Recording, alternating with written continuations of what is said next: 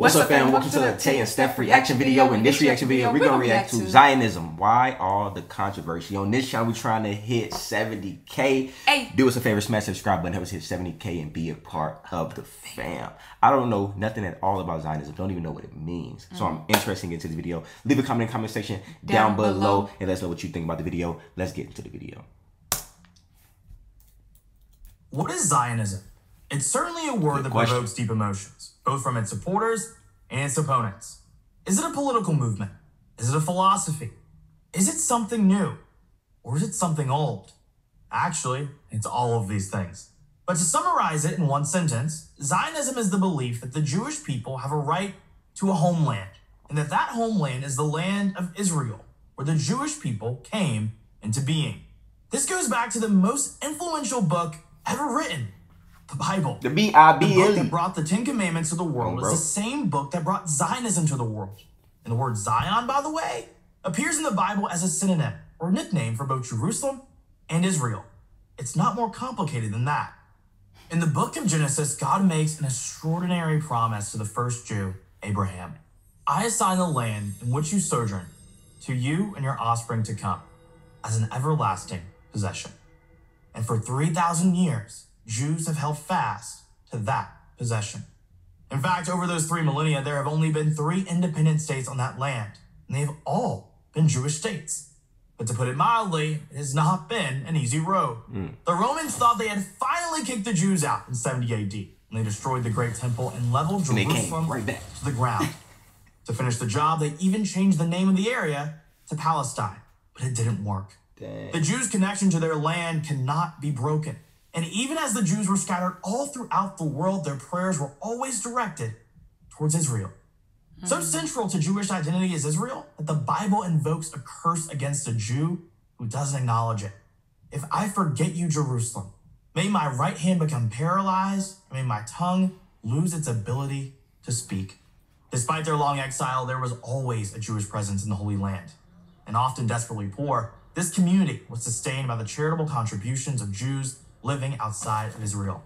This kind of medieval Zionism lasted for hundreds of years. Zionism, as a modern political movement, emerged in the late 19th century under the leadership of a remarkable Hungarian Jew, Theodor Herzl. A journalist and playwright, Herzl was shocked to his core when he witnessed the infamous Dreyfus trial in Paris in 1894. Alfred Dreyfus, a Jewish French army officer, was framed for the crime of treason, a crime he obviously didn't commit. The trial, which was an international sensation, was the tip of an iceberg of Jew hatred that had gripped much of Europe. If cultured Europe couldn't provide safety for its Jews, Herzl concluded the situation was hopeless. Chaim Weizmann, a protege of Herzl's and later the first president of Israel, summed up the situation this way. For the Jews, the world is divided into places where they cannot live and places where they cannot enter. Herzl came to believe that there was only one answer for the Jews: to set up their own state where they could control their own destiny. They needed to return to Israel. That's crazy. I see why it's a big deal now. That's Jews crazy. throughout Europe migrated there. They started farming cities like Tel Aviv out of the desert landscape. Herzl himself, though, died before he could even see these efforts bear fruit. But the momentum was there. Others continued what he had started. It was the rise of Nazism, the outbreak of World War II, and the Holocaust that made Zionism an existential issue.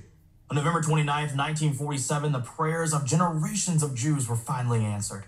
The United Nations voted to make Israel a state again, making the Jews the only people in history to have regained their homeland after having been exiled from it. Israel's had to fight 3 major wars, numerous minor ones, and endure endless terror attacks to hang on to it. But hang on to it, they have. Israel is now a nation of nearly 10 million people, 1/5 of whom are not even Jewish. Yet many still refuse to accept it. Consider this. The same time Israel became a state, so did Pakistan.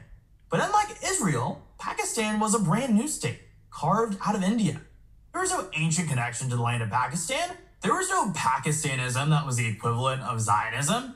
Pakistan was simply wrenched out of India because the Muslims in that area demanded it. Millions of Hindus who lived there were forcibly expelled. Outside of India, few objected even at the time. And today, no one questions Pakistan's right to exist as a nation state. So why all the controversy?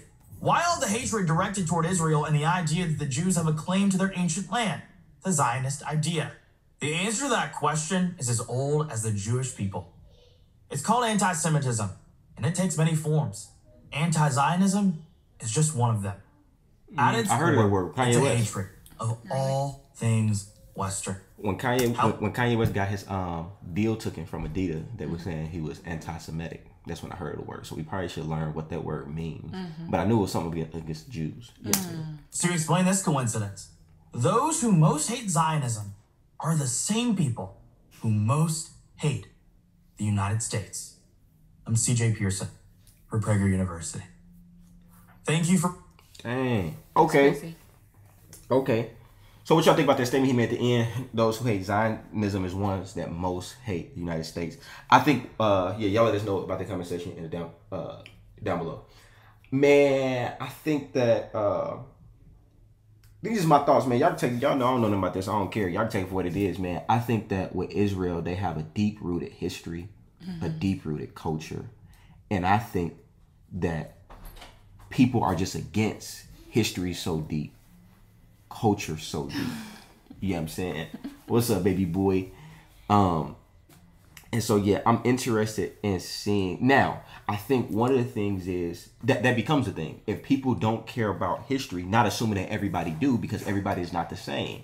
So I see why there can be controversy, because everybody don't care about tradition. Right. Everybody don't care about culture. Everybody don't care about history.